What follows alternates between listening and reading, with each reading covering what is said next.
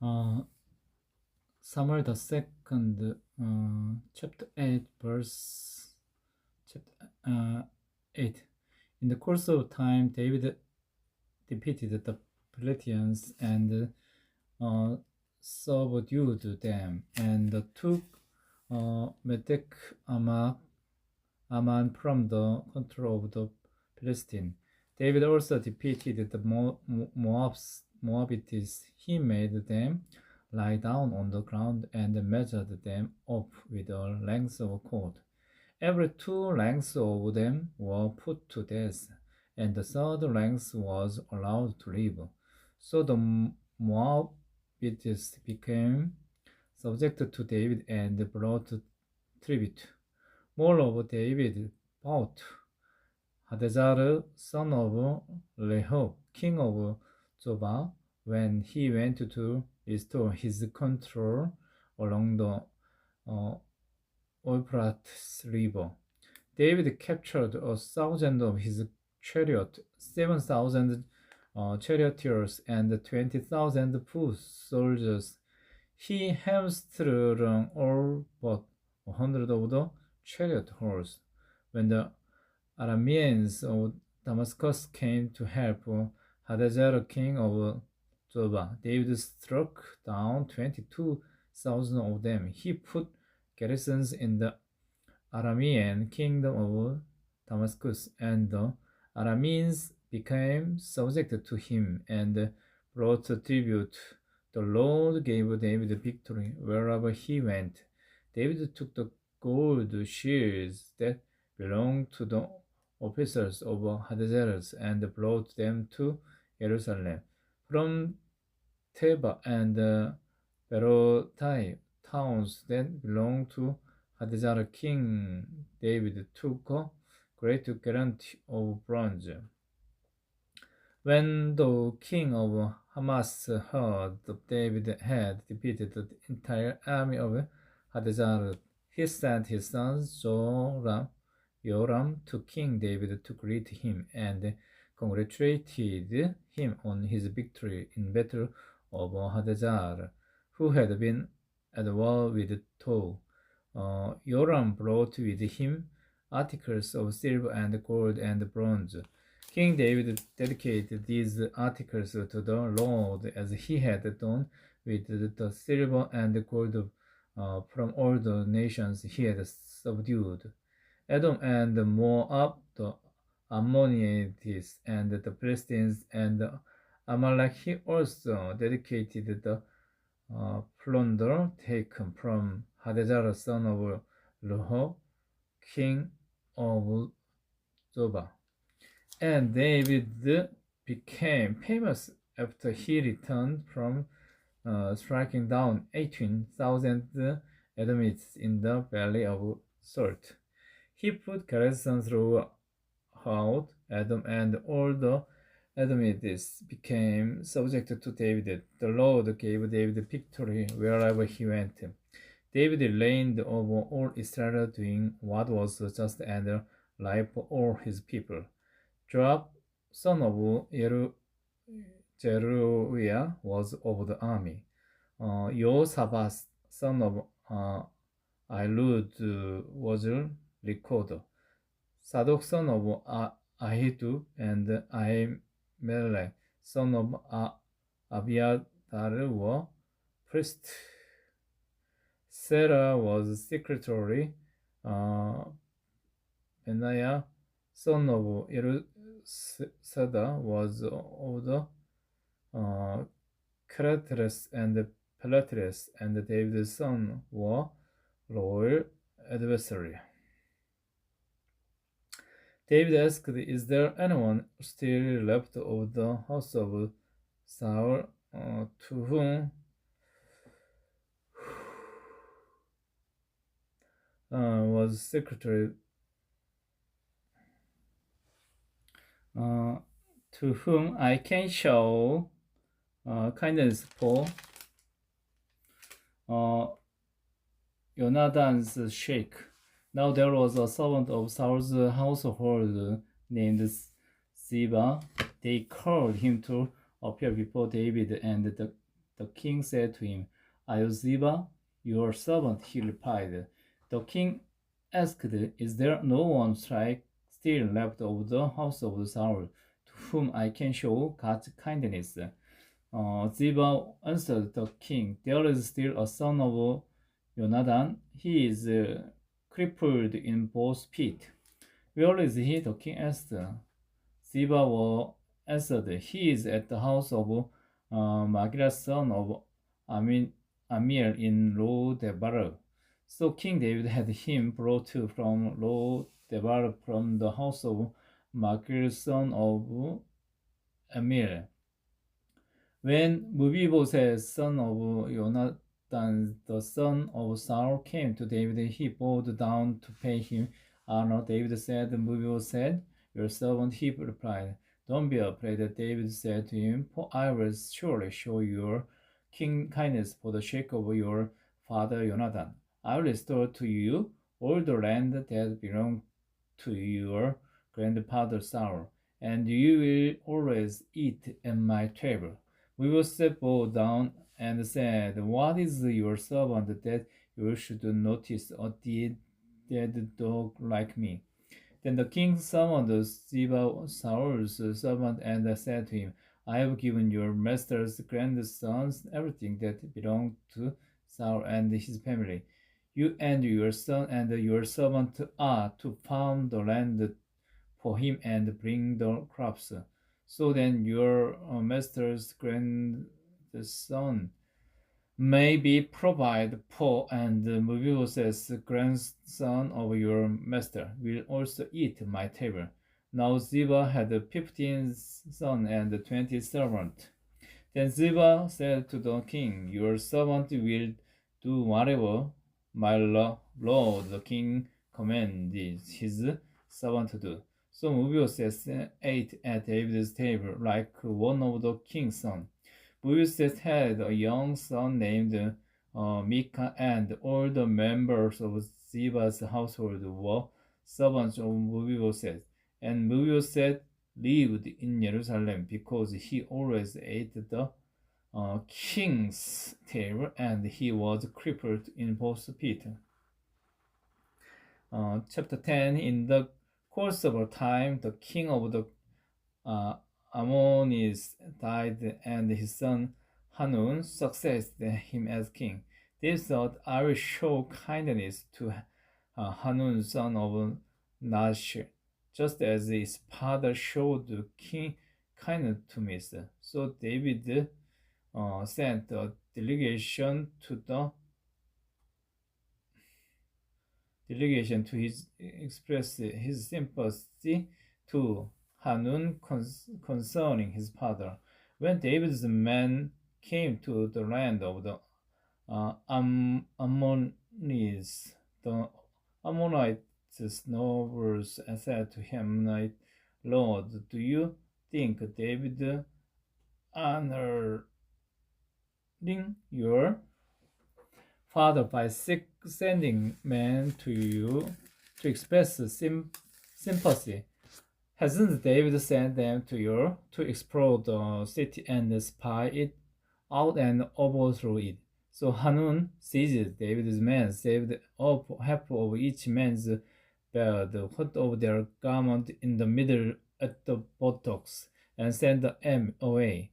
When David was told about this, he sent a messenger to meet the men, for they were greatly humiliated. The king said, "Stay at Jericho till your bears have grown, and then come back." When the Ammonites realized that they had become a stench in David's nostril, they hired 20,000 Aramean put to sword from Beth Luhua and Zoba, as we all the kings of Masek with 1,000 men, and also 12,000 men from Top. On hearing this, David sent Joab out with the entire army of fighting men. The Ammonites came out and drew up in battle formation at the entrance to their city gate, while the armies of Job and Rehob and the men of Tob and Massa were by themselves.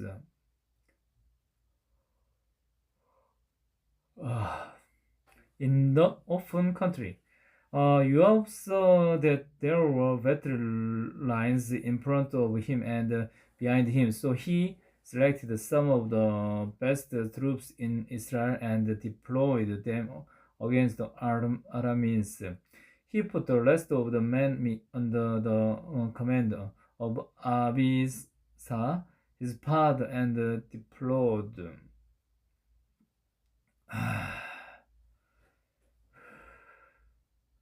He put the rest of the men under the command of Abishai, his brother, and deployed them against the Ammonites.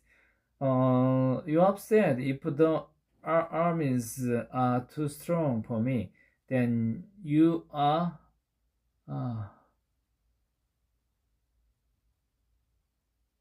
to come to my rescue. But if the Ammonites are too strong for you, then I will come to rescue. Be strong and let us fight bravely for our people and the cities of our God. The Lord will do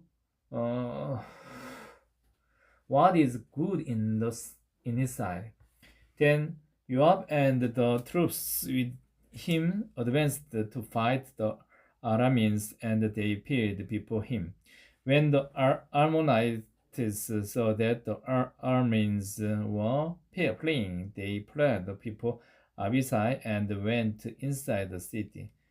So Joab returned from fighting the Ammonites, and it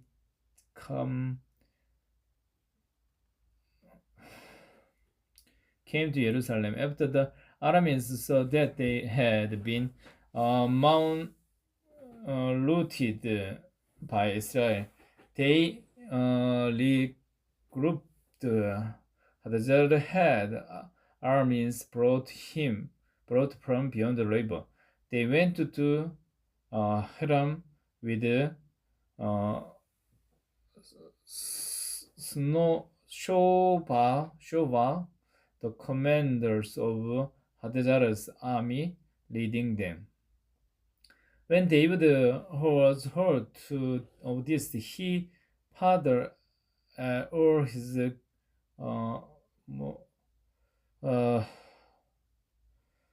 gathered all Israel, crossed the Jordan, and went to Haram. The armies formed their battle lines to meet David and fought against him. But it fled before Israel, and David killed.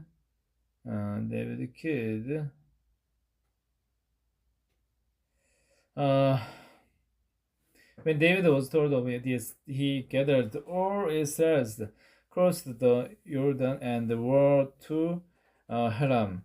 The armies formed their battle line to meet David and fought against him.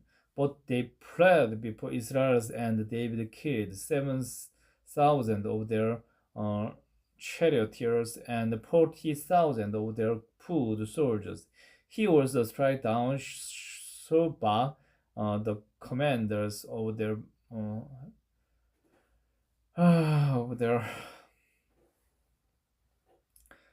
commander to the army, and he died there. When all the kings who were vassals of Hadazar saw that they had been destroyed by the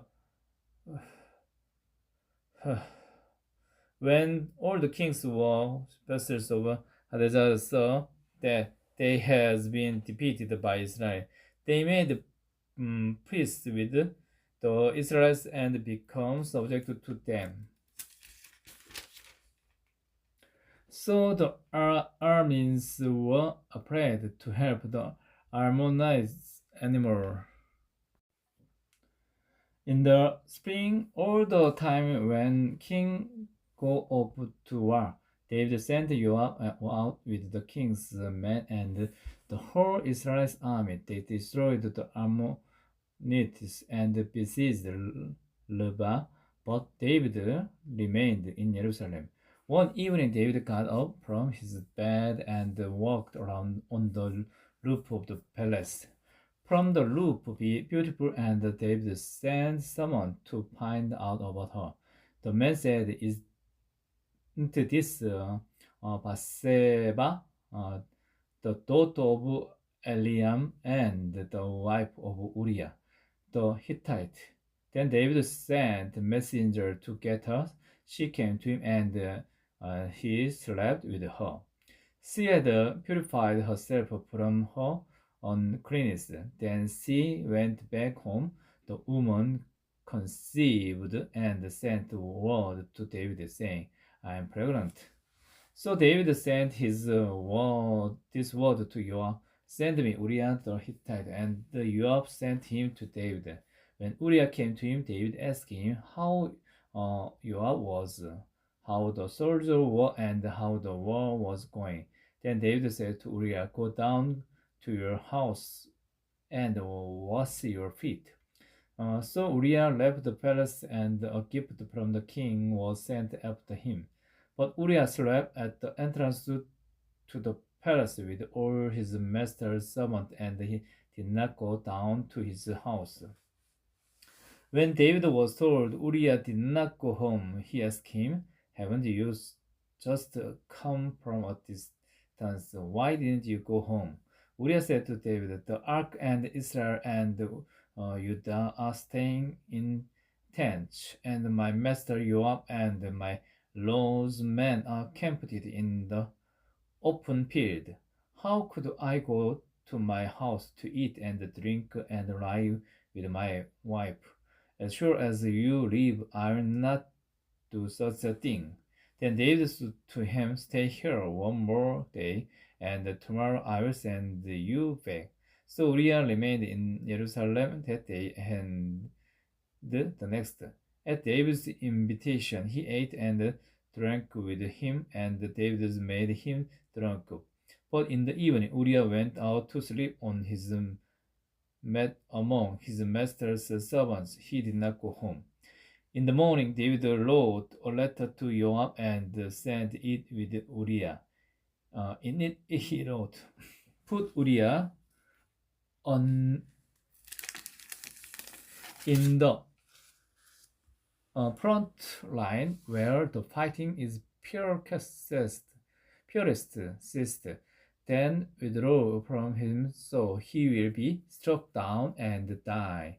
So while Joab had the cities on the seas, he put Uriah at a place where he knew the strongest defenders were. When the men of the city came out and fought against Joab, some of the men in David's army fell. Moreover, Uriah the Hittite was dead. Joab sent David a full account of the battle. He instructed the messenger, "When you have finished giving the king this account of the battle, the king's anger may flare up, and he may ask you, 'Why did you get so close to the city to fight? Didn't you know they would shoot all from the wall? Who killed Abimelech, son of Yerubbaseth? Didn't a woman throw an upper millstone on him from the wall, so that he died in Thebes? Why did you get so close to the wall? Or if he asks you this, then say to him, 'Also your servant Uriah the Hittite is dead.'" The messenger set out, and when he arrived, he told David everything Joab had sent to him. The messenger said to him, "The men overpowered us and came out against us in the open, but we drove them back to the entrance to the city gate. Then the archers shot arrows at your servant from the wall, and some of the king's men died. Moreover, your servant Uriah the Hittite is dead." David told the messenger, "Say this to Joab. Don't let this upset you. The sword devours one as well as another. Press the attack against the city and destroyed it. Say this to encourage you. When Uriah's wife heard that her husband was dead, she mourned for him. After the time of mourning was over, David had her brought to his house, and she became his wife and bore him a son. But the things David has done pleased the Lord. Chapter 12. The Lord sent Nathan to David. When he came to him, he said, there were two men in a certain town, one rich and the other poor. The rich man had a very large number of sheep and cattle, but the poor man had nothing except one little old lamb he had brought. He raised it, and it grew up with him and his children. Uh, it except one little old lamb he had bought. He raised it, and it grew up with him and his children. It shared his raw food, drank from his cup, and even slept in his arms. It was like a daughter to him. Now travelers came to the rich man, but the rich man refrained from taking one of his own sheep or cattle to prepare meals for the travelers who had come to him. Instead, he took the old lamb that belonging to the poor man and prepared it for the one who had come to him. David burned with anger against the man and said to Nathan, as sure as the Lord lives, the man who did this deserves to die. He must pay for that lamb 4 times over because he did such things and had no defied. Then Nathan said to him, you are the man. This is what the Lord, the God of Israel, say. I anointed you king over Israel, and I delivered you from the hand of Saul. I gave your master's house to you, and your master's wives into your arms. I gave you the house of Israel and Judah. And if all this had been too little, I would have given you even more. Why did you despise the word of the Lord by doing what is evil in his eyes? You struck down Uriah the Hittite with the sword and took his wife to be your own. You killed him with the sword of the Ammonite. Now, therefore, the sword will never depart from your house, because you despised me and took the wife of Uriah the Hittite to be your own. This is what the Lord says, out to your own household. I am going to bring calamity upon you. Before your very eyes, I will take your wives and give them to one who is close to you, and he will lie with your wives in broad daylight. You did it in secret, but I will do these things in broad daylight before all Israel. Then David said to Nathan, I have sinned against the Lord. Nathan replied, the Lord has taken away your sin. You are not going to die, but because by doing this you have made the enemies of the Lord show utter contempt. The son born to you will die.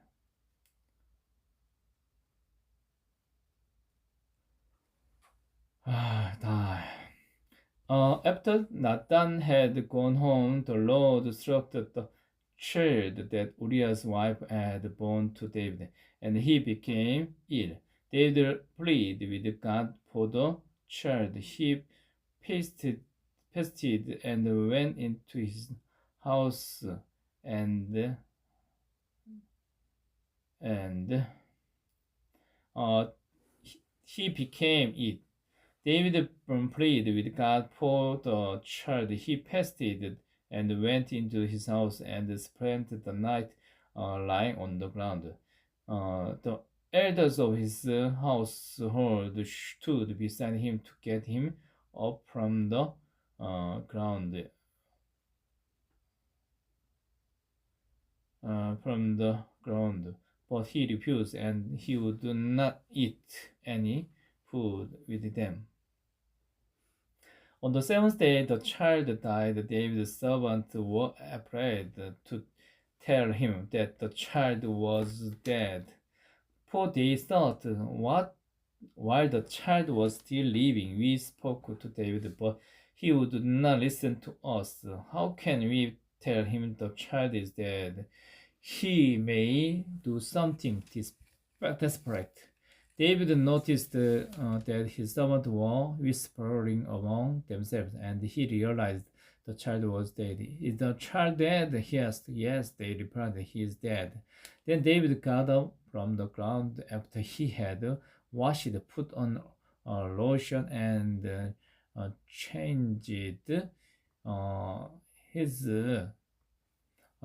clothes. He went into the house of the Lord and washed. Then he went to his own house, and at his request they served him food, and he ate. His servant asked him, "Why are you acting this way? While the child was alive, you uh, uh, Then David got up from the ground after he had washed, put on lotion, and changed his clothes. He went into the house of the Lord and worshipped. Then he went to his own house, and at his request they served him food, and he ate. His servant asked him, "Why are you acting this way while the child was alive?" While alive, you fasted and wept, but now that the child was dead, you get up and eat. He answered, "While the child was still alive, I tasted and wept. I thought, who knows, the Lord may be gracious to me and let the child live. But now that he is dead, why should fast? Can I bring him back again? I'll go him, but he will not return to me." Then David comforted and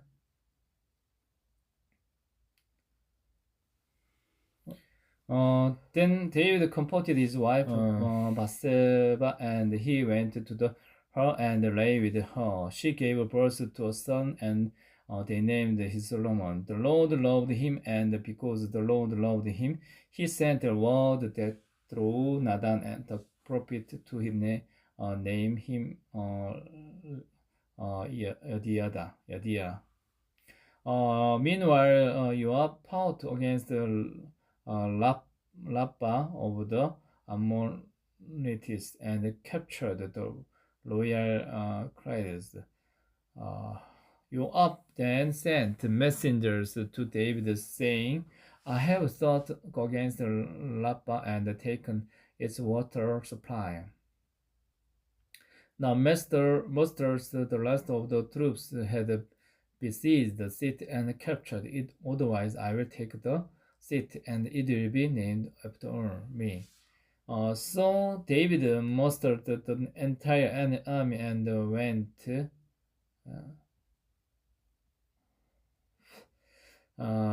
David mustered the entire army and went to Rabbah and attacked and captured it.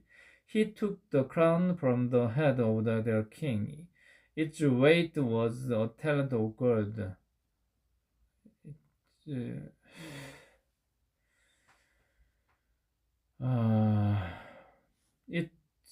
took the crown from the head of the king. Its weight was a talent of gold, and it was set with precious stones, and it was placed on David's head. He took a great quantity of plunder from the city and brought out the people who were there, uh, uh, considering them to labor with saw and with iron, picking and axes, and he made them work at brick man making. He did this to all the Ammonite towns. Then David said his entire army returned to Jerusalem. Chapter 13. In the course of time, Ammon, son of David, fell in love with Tamar, the beautiful sisters of Absalom, son of David. Ammon became frustrated to the point of illness on account of his sister Tamar. Uh, for she was a virgin and it seemed impossible for him to do anything to her. Now Ammon had a friend named Yonadab, son of uh, son of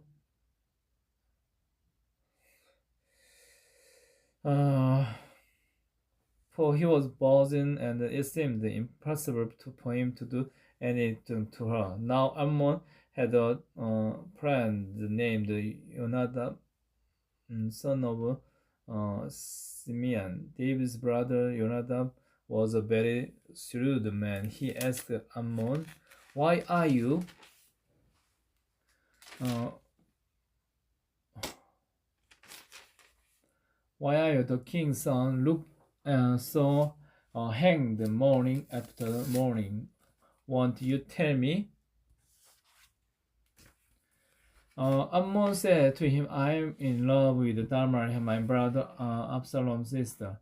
Go to bed and pretend to be ill." Jonadab said, "When your father comes to see you," said to him, "I would like my sister Tamar to come and give me something to eat. Let her prepare the food in my sight too. I may watch her and then eat it from her hand." So Ammon lay down and prepared to be ill. When the king uh, when the king came to see him, Ammon said to him, "I would like my sister Tamar to come and make some special bread in my sight, so I may eat from her hand." David said to Tamar at the palace, "Go to the house of your brother Ammon and prepare some food for him." So Tamar went to the house of her brother Ammon, who was lying down. She took some dough, kneaded it, made the bread in his sight, and baked it. Then she took the pan and served him the bread, but he refused to eat. "Send everyone out of here," Ammon said. So everyone left him. Then Ammon said to Tamar, "Bring the food here into my bedroom, so I may eat it from your hand." And Tamar took the bread she had prepared and brought it to her brother Ammon in his bedroom. But when she took it to him to eat, he grabbed her and said, "Come to bed with me, my sister." "Don't, my brother," she said to him. "Don't force me. Such things should not be done in Israel. Don't do this wicked. What about me? Where could I get rid of my disgrace? And what about you? You would be like one of the wicked fools in Israel. Please speak to the king. He will not keep me from being married to you." But he refused to listen to her, and since he was stronger than she raped her. Then Ammon hated her with an intense hatred. In fact, he hated her more than he had loved her. Ammon said to her, "Get up and get out." "No," she had said to him. "Sending me away would be a greater wrong than one you have already done to me." But he refused to listen to her. He called his personal servant and said, "Get this woman out of here," and bolted the door after her. So his servant put her out and bolted her door after her. She was wearing a richly ornamented robe. For this was the king of Gamont, the virgin daughters of the king's war. Tamar put ashes on her head and tore the ornament Lo was wearing. She put her hand on her head and went away, weeping aloud. She went. Her brother Absalom said to her, "Has that Ammon, your brother, been with you? Be quiet now, my sister. He is your brother. Don't take this thing to hear." And Tamar lived in her brother Absalom's house, a desolate woman. When King David heard all this, he was furious. Absalom never said a word to Ammon, either good or bad. He hated Ammon because he had disgraced his sister Tamar. 2 years later, when Absalom's sheep Shelah were at Baal Hazor near the border of Aram, he invited all the king's sons to come them. Absalom went to the kings and said, "Your servant has had a sword come. Will the king and his official please join me?" "No, my son," the king replied. "All of us should not go with us. We would only be a burden to you." Although Absalom urged him, he still refused to go, but gave him blessing. Then Absalom said, "If not, please let my brother Ammon come with us." The king asked him, "Why should he go with you?" But Absalom urged him. So he went with him. Ammon and the rest of the king's sons. Absalom ordered his men, "Listen, when Amnon is in high spirit from drinking wine, and I say to you, strike Ammon down, then kill him. Don't be afraid, have not I given you this order? Be strong and brave." So Absalom's men did to Ammon what Absalom had ordered. Then all the king's sons got up, mounted their mules, and fled. While they were on their way, the report came to David, "Absalom has struck down all the king's sons. Not one of them is left." The king stood up, tore his clothes, and lay down on the ground, and all his servants stood by with their clothes torn. But Jonadab, son of Simui, David's brother, said, "My lord should not think that they killed all the princes. Only Ammon is dead. This has been Absalom's express intention ever since the king Amnon raped his sister Tamar. My lord the king should not be concerned about the report that all the king's sons are dead. Only Ammon is dead." Meanwhile, Absalom has fled. Now the man standing watched, looked up, and saw many people on the road west of coming down the side of the hill. West of them coming down the side of the hill. The watchman went and told the king, "I see men in the direction of Honorman, uh, Horonaim, on the side of the hill." Jonadab said to the kings, "See, the king's sons are here. It has happened just as your servant said." As he finished speaking, the king's son came in, wailing loudly. The king too and all his servants were very bitterly. Absalom fled and went to Tamai, son of Aminud, the king of Gesar. But King David mourned for his son every day. After Absalom fled out and went to the Gesuhat, he stayed there 3 years. The was concerned concerning Amnon's death. Chapter 15. Yoab, son of Uriah knew that the king's heart longing for Absalom. So Joab sent someone to Tekoa and had a wise woman brought from there. He had said to her, pretend you are in mourning, dress in mourning clothes, and don't use any cosmetic. Act like a woman who has spent many days grieving for the dead. Then go to the king and speak these words to him. And you are put the words in her mouth. When the woman from Tekoa went to the king, she fell with her face to the ground to pay him honor. And she said, help me, O king. The king asked her, what is troubling you? She said, I am indeed a widow. My husband is dead. I, your servant, had two sons. They got into a fight with each other in the field, and no one was there to separate them. One struck the other and killed him. Now the whole clan has risen up against your servant to him. Uh,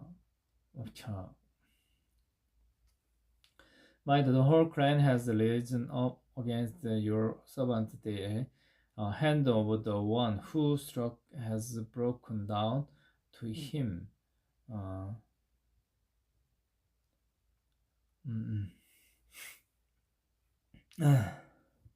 Now the whole clan has risen up against your servant. They say, hand over the one who struck his brother's son, so that we may put him to death for the life of his brother whom he killed.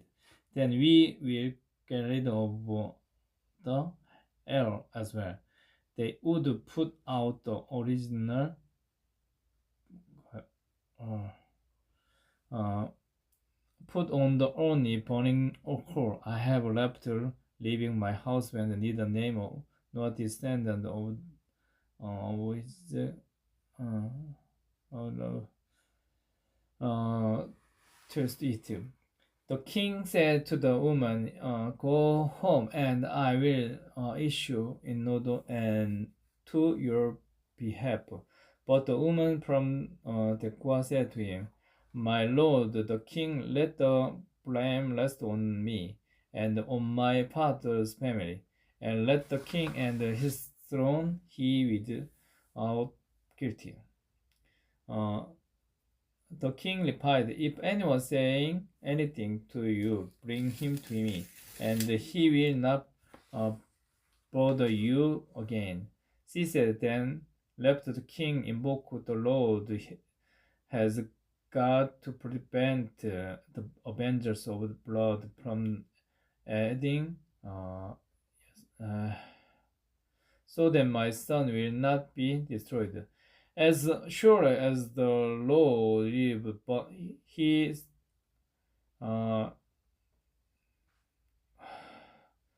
as sure as the Lord lives, he should not one hair of your son's head will fall to the ground. Then the woman said, let your servant speak a word to my lord the king. Speak, his bride. The woman said, why then have you devised a thing like this against the people of God? When the king said this, does he not convict himself? For the king has not brought back his banished son.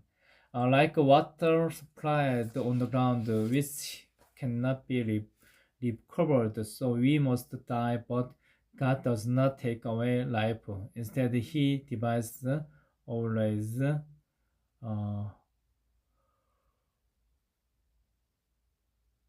But God does not take away life. Instead, he divides all ways so that a banished person may not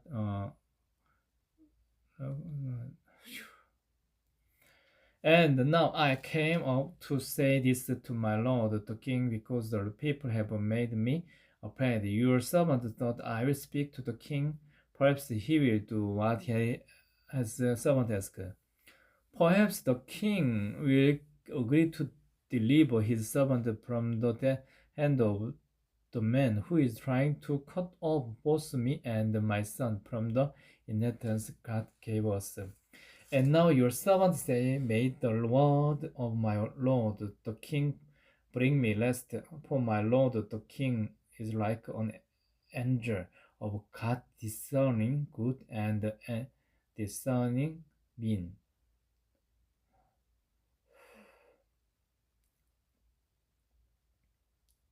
And now I have come to say this to my lord the king, because the prepare he have made me afraid. Your servant thought, I will speak to the king. Perhaps he will do what his servant asks. Perhaps the king will agree to deliver us, to cut off both me and my son from the inheritance God gave us. And now your servant said, my may the word of my lord the king bring me and rest. For my lord the king is like an angel of God in discerning good and evil. May the Lord your God be with you. Uh,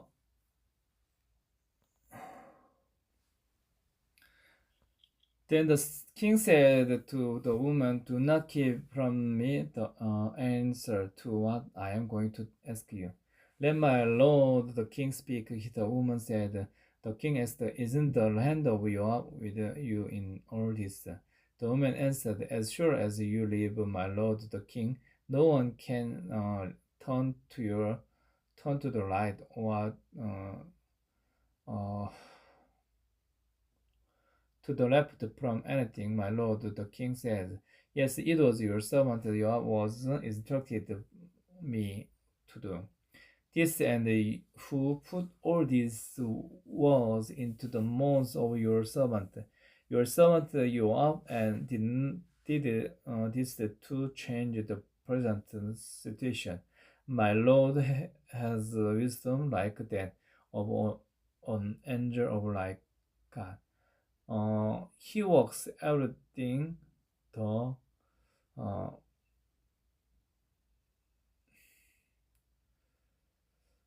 the king said to the you are very well, I will do it. Go bring back the young man Absalom. Joab tell you with his face to the ground to put him on, and he blessed the king. Joab said, today your servant knows that he has found favor in your eyes, my lord the king, because the king has granted his servant request. Then Joab went to the Gejur and brought Absalom back to Jerusalem. But the king said he must go to his own house. He must not see my face. So Absalom went to his own house and did not see the face of the king. In all Israel there was not a man so highly praised for his handsome appearance as Absalom. From the top of his head to the sole of his foot, there was no blemish in him. Whenever he cut the hair of his head, used to eat his uh, he used to cut his part came uh, cut hair on his head. He used to cut his hair from time to time. When it became today too heavy for him, he would weight it, and its weight was 200 shekel by the royal standard. Three sons and a daughter were born to Absalom. The daughter's name was Tamar, and she became a beautiful woman. Absalom lived 2 years in Jerusalem without seeing the king's face. Then Absalom sent for Joab in order to send him to the king. But uh, Yoab refused to come to him. So he sent a second time, but he refused to come. Then he said to his servant, "Look, your peers is next to mine, and he has barely there. Go and set it on fire." So Absalom's servants set the field on fire. Then Joab did go to Absalom's house, and he said to him, "Why have your servant set my field on fire?" Absalom said to Joab, "Look, I went sent word to your said and said, 'Come here, so I can send you to the king to ask, why have I come from Gezur? It would be better for me if I went still there. Now then, I want to see the king's face, and I am guilty of anything. Let him put me to death."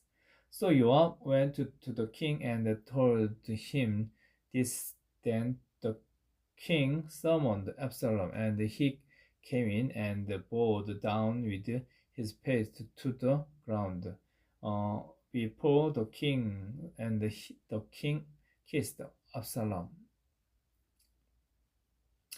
Chapter 15. In the course of time, Absalom provided himself with a chariot and horse, and with 50 men to run ahead of him. He would get up early and stand by the side of the road leading to the city gate.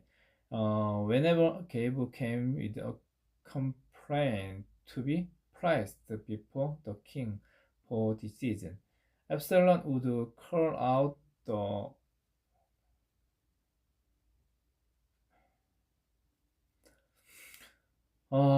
leading to the city gate, wherever anyone came with a complaint to the place before the king for this season. Absalom would call out of them, "What town are you from?" He would answer, "Your servant is from one of the tribes of Israel."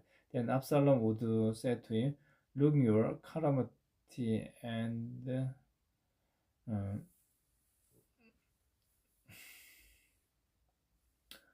decision, Absalom shouldn't call on him. "What town are you from?" He would from. "Your servant is from one of the tribes of Israel." Then Absalom would say to him, "Look, your claims are valid and prosper, but there is no representative of the kings to hear you." And Absalom would add, "If only I were appointed the kingdom case could come to me, and I would see that he gets justice." Also, whenever anyone approached him to bow down before him, Absalom would reach out his hand, take hold of him, and kiss him.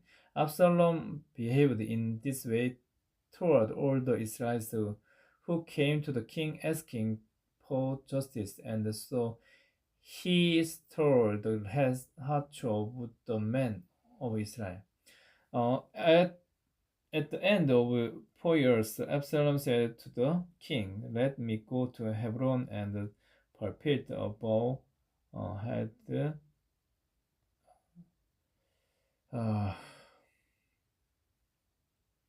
At the end of 4 years, Absalom said to the king, "Let me go to Hebron and prepare a bow I made to the Lord while your servant was living at Gezur in Aram. I made this bow. If the Lord take me back to Jerusalem, I will worship the Lord in Hebron." The king said to him, "Go in peace." So he went to Hebron. Then Absalom sent a secret message throughout the tribes of Israel to say, "As soon as you hear the sound of the trumpet, then say, 'Absalom is king in Hebron.'" 200 men from Jerusalem had accompanied Absalom. They had been invited as guests and went quite innocently, knowing nothing about the matter. While Absalom was offering sacrifices, he also sent for uh, uh, Anidobel, the Kinonati, David's counselor, to come from Gil- Gilon, his home house. Um, 2,000 men from Saul's had accompanied Absalom. They had been invited as guests and went quite innocently, knowing nothing about the matters. While Absalom was offering sacrifice, he also uh, uh, sent for Anidobel, the Gilonite, David's counselor, to come from Gilo, his hometown, and saw the conspiracy 준비하고 uh, while Absalom was offering sacrifice, he also sent to Anidobel the Gilonite, David's counselor, to come from Gilo, his hometown, and to 더 컴페어를 하자는 uh, and Absalom following kept on increasing. A messenger came and told David that the heart of the men of Israel are with Absalom. Then David said to all his officials who were with him in Jerusalem, "Come, we must flee. None of us will escape from Absalom. We must leave immediately, or he will move quickly to overtake us and bring ruin upon us and put the city to disorder." The king's officials answered him, "Your servants are ready to do whatever our lord the king choose." The king set out while his entire household followed him, but he left 10 concubines to take care of the place. So the king set out with all the people following him, and they halted at a place some distance away. All his men marched past him along with all the Cretans and Palatinists and all the six. All his men marched past him along with all the. All his men marched past him along with the Creditis and Palatinitis and all the 600 Gittists who had accompanied from Gas marched before the king. The king stood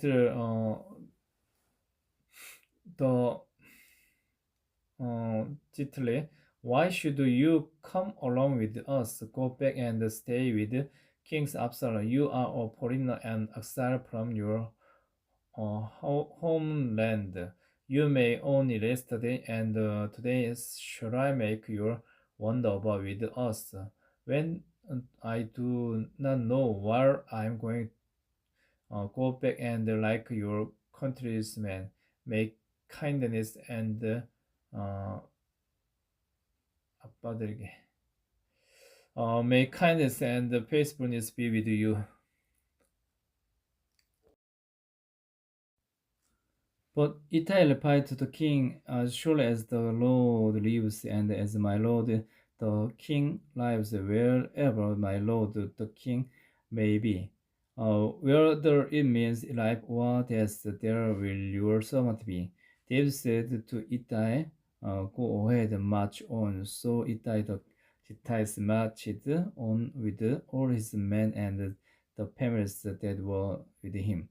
The whole countryside wept around, all of the people passed by. The king also crossed the city, the Kidron Valley, and all the people moved on toward the desert. Sodom was there too, and all the Levites who were with him were carrying the ark of the covenant of God. They sent down the ark of God, and Abiathar offered sacrifice until all the people had finished leaving the city. Then the king said to Zadok, "Take the ark of God back into the city. If I find favor in the Lord's eye, he will bring me back and let me see it and his dwelling place again. But if says, I am not pleased with you, then I am ready. Let him do to me whatever seems good to me." The king said to the Zadok, the priest, "Aren't you a seer? Go back to the city in place with your son Ahimaaz and Jonathan, son of Abiathar. You and Abiathar take your two sons with you. It will wait at the poles in the desert until word comes from you to comfort me."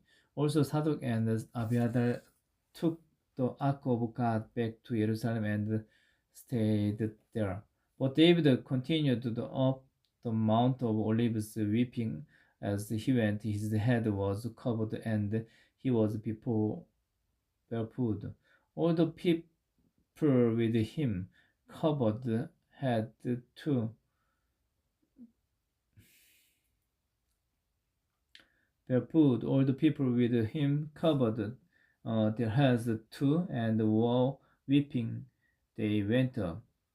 Now David had been told, Ahithophel is among the conspiration with Absalom. So David prayed, "O Lord, turn Ahithophel's counsel into foolishness." When David arrived at the summit where people used to worship God, Hosea the Archite was there to meet him, his robe torn and dust on his head. David said to him, "If you go with me, you will be a burden to me. But if you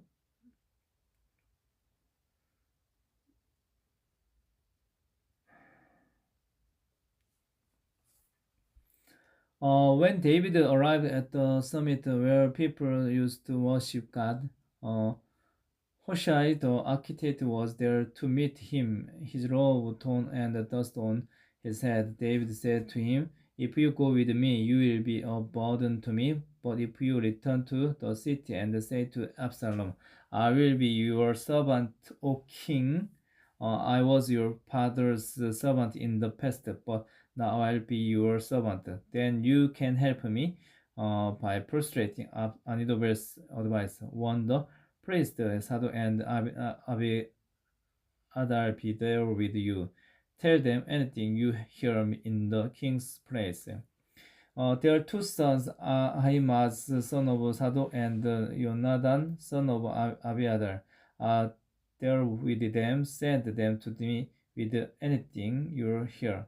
So David's friends Hushai arrived at Jerusalem as Absalom was entering the city. Amen.